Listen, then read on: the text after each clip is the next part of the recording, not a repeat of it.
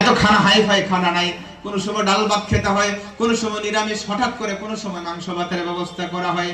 এত কষ্টের খানা খায়া ছোট্ট বাচ্চা এখানে শুয়ে থাকে, রাত্রিতে মশায় কামড়ায়। কোন সময় এমন ভাবে হঠাৎ করে হুজুর বোর্ডিং ইনচার্জ যিনি থাকে, হোস্টেল ইনচার্জ থাকে, হুজুর কোন সময় দেখে, কোন সময় হুজুর কত বাচ্চা থাকে, শত শত বাচ্চা থাকে, কয়টা মুসর টানবে, কয়টার দেখভাল করবে, তাদেরও কষ্ট হয়। তারাও তো এত স্যালারি পায় না, এত দরমহা পায় না। রমজান মাস যখন আসে, রমজান মাসে মাদ্রাসাগুলো বন্ধ হয়, প্রত্যেকেই নিজের নিজের রমজান মাসের বাজার করি। আমরা রমজান মাসে ইফতারের আমরা লিস্ট বানাই, কিভাবে আমরা স্ত্রীর সময়, কিভাবে আমরা ইফতারের সময় আমরা ইফতারি করি না, ইফতারের সময় কিভাবে আমরা সুন্দর সুন্দর খানা খাবো, সেই আইটেম আমরা করি, বাজার করি। কিন্তু হুজুরেরা রোজা রাখে, তারা কালেকশনের জন্য রিসিভ বুক নিয়ে বাহির হয়, ঠিক কিনা বলুন? কিসের জন্য বাহির হয়? আপনি ভাবছেন এরা পয়সা কামাই করার জন্য? না না, কখনোই না।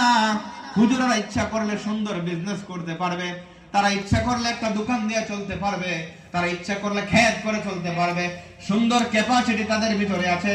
কিন্তু এই ছোট্ট ছোট্ট বাচ্চাদেরকে কোরআনের তালিম দেওয়া যদি বন্ধ করে দেয়, তাহলে আপনার আমার জন্য রিজিকের রাস্তা বন্ধ হয়ে যাইবে। এটা বড় কঠিন কথা বন্ধু।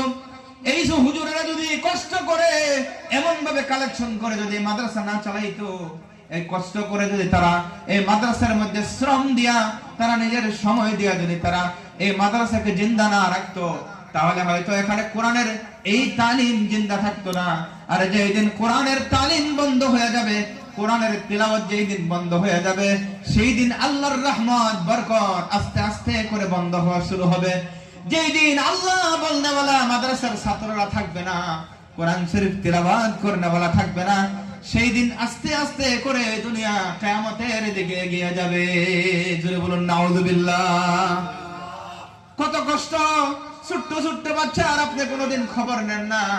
সন্ধ্যার সময় আসিয়া অন্তত এই দোকানের সামনে না বসিয়া এখানে যদি আপনি আসতেন, একটা বাচ্চার যদি খবর নিতেন, একটা ছোট্ট বাচ্চা এখানে বসে কোরআন শরীফের তেলাওয়াত করে বলে, বাবা কি দিয়া খাইছো? আজকে হুজুরকে যদি আপনি একটু জিজ্ঞেস করেন, কি আজকে খানার কি ইন্তজাম করছেন, এই জিজ্ঞাসটুকুন যদি আপনি করেন, দিতে পারলেন না কোনো কথা নাই, আপনার সামর্থ্য নাই, আপনি দিতে পারলেন না, কিন্তু একটু মুখের কথা দিয়া যদি মুহাব্বতের একটু ভাব দেখান, সেই মুহাব্বতও আপনার জন্য কিয়ামতের দিন নাজাতের জরিয়া হবে। জোরে বলুন সুবহানাল্লাহ। আল্লাহর নবী বলেন, কুন আলিমান আও মুতাআল্লিমান আও মুস্তামিআন আও মুহিব্বান ওয়ালা তাকুনিল খামিসা ফাতাহলিক। তুমি আলিম হয়ে যাও, তুমি আলিম হয়ে যাও,